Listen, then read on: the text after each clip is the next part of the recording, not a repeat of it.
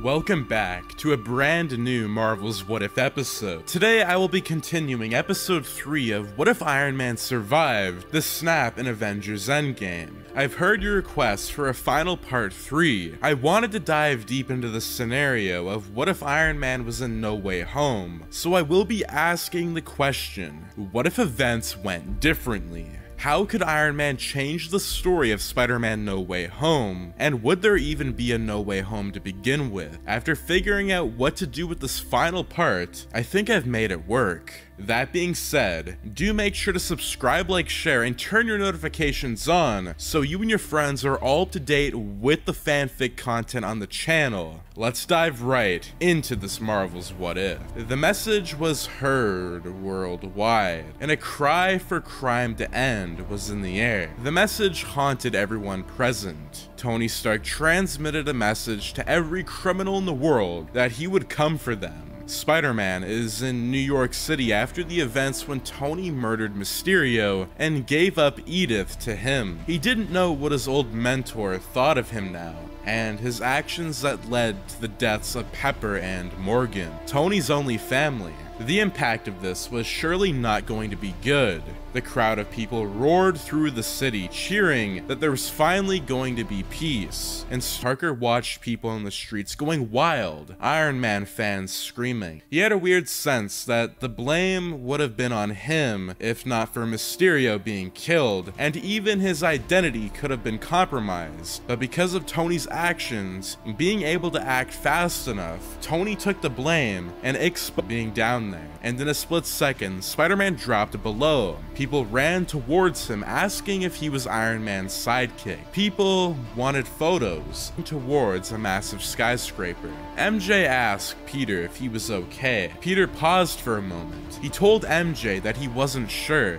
He was worried about Tony and what he was capable of. If only he didn't trust Mysterio, then maybe Tony's family wouldn't have been killed. MJ slapped Peter across the face. Take Peter's mask. Before moving it away from her, there was a silence. The two just looked at each other. MJ said Captain America might be able to help him, until Peter said he would help himself, dropping the mask down below. The mask flew in the air as the two watched it go down the bridge. Peter said legions. He would never take a break until he snapped, throwing his booze to the side of the wall. It smashed into his face, leaving a big gash on his cheek. Tony still wouldn't give up building. Both his hands were shaking, and the music in the background became distorted. Tears filled up with each passing moment. He thought about taking his own life to be with his family, but at the same time, he was Iron Man. He could gain his family back, but it would take everything to do it. An idea sparked in Tony's mind. He thought, what if he could somehow build a multiversal teleporter to send him to a world where his family is still in official suit, and that Spider-Man gave up his crusade. Flash, who was in the caf, couldn't believe his eyes,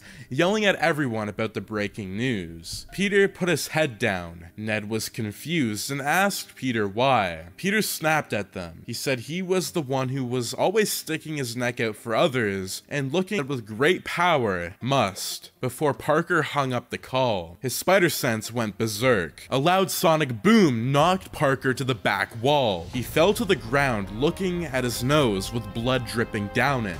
Parker saw from the distance robots flying in all sorts of directions. Tony Stark's Iron Legions were deployed everywhere in the world. Some robots flew throughout the city. One of them is near the school. Peter looked to see them walking everywhere before Peter's spider sense went off. The robot extended his hand out before blasting a hole through a car, instantly killing the driver. Screaming echoed in the distance, and more shots were heard in every direction. Peter was shocked at what had happened. The robots were going after anyone who had broken the law, and even broken the law previously, even if it was a petty crime. Tony's Iron Legions were spread out, killing without any mercy. Peter Peter knew this wasn't the way to deal with criminals. It went against his beliefs. He took out his web shooters, and at that moment, before an Iron Legion could kill again, Peter webbed up the bot before knocking it back onto a wall, killing it. Its head rolled near Peter before blowing up in front of him. The rest of Tony's Iron Legions created a target for Peter Parker.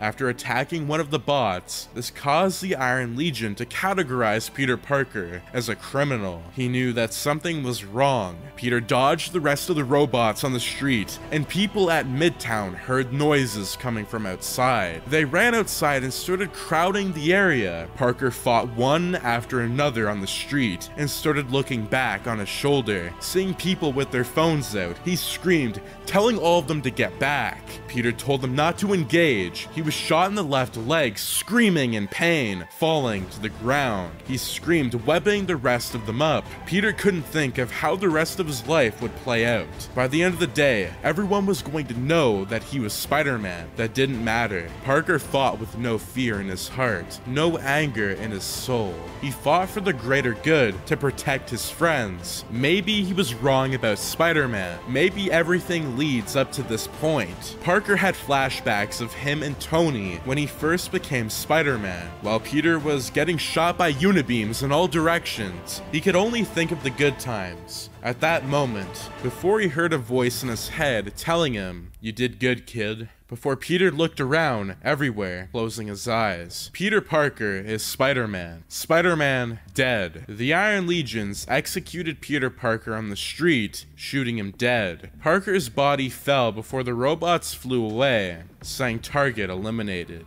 Ned and MJ cried out, running to Peter's aid, but it was already too late. The Iron Legions continued to cause havoc in the streets. The crowd of people took their phones out, and the world knew what was happening. Parker's death was being projected to everybody who lived in New York. Everyone wanted to know what was going on, and when the news hit, and Captain America found out, he was mad. Rogers rushed to Stark's home, realizing what Tony's actions had caused. Stark had created his multiverse teleporter, with a unique world that might have his family. Steve Rogers went there with an intent to kill his former friend. Earlier, before the Iron Legions were deployed to kill every and any criminal, Tony was drunk and depressed about everything. He knew that the world had tricked him, and he felt as if he had been conned. He continued working on the machine and was prepared for the finishing touches, but before he could click the button, he felt someone was watching him.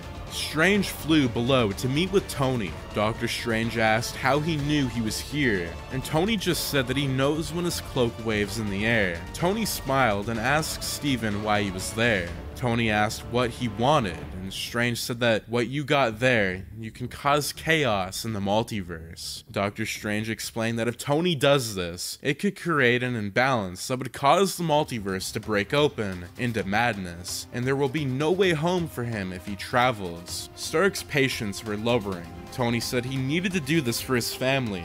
He couldn't live without them. Stark called Steven a hypocrite for seeing multiple universes play out when they defeated the Mad Titan. Stark then blamed Strange for everything that happened to him, and Strange said that it was the only way.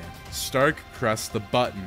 Strange then used a spell by multiplying himself that created a holographic duplicate of Strange, trying to tire out Iron Man. Dr. Strange then went behind Stark, knocking him out of his body. Dr. Strange said, "We never lose our demons, Stark. We only learn to live above them." Tony watched himself floating away from his body, looking at his missing arm. Tony agreed that he would live above them after having his family back, before some of Tony's Iron Legions caught Dr. Strange off guard. Tony went back into his body, taking the opportunity. The Iron Legions then proceeded to fight with Strange. One of them managed to grab Steven by his neck, pinning him to the ground, before Tony activated the worldwide Iron Legion alert, alerting all of them to help aid him.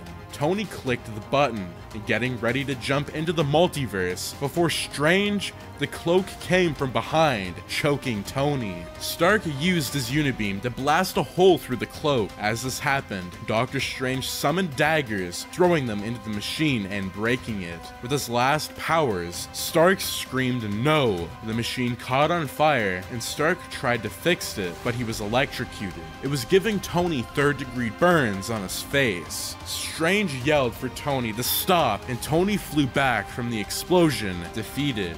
Doctor Strange grabbed his cloak, walking over to Tony's body. He was getting ready to kill him, but Tony jabbed a nanoblade through his gut as he was about to say his goodbyes.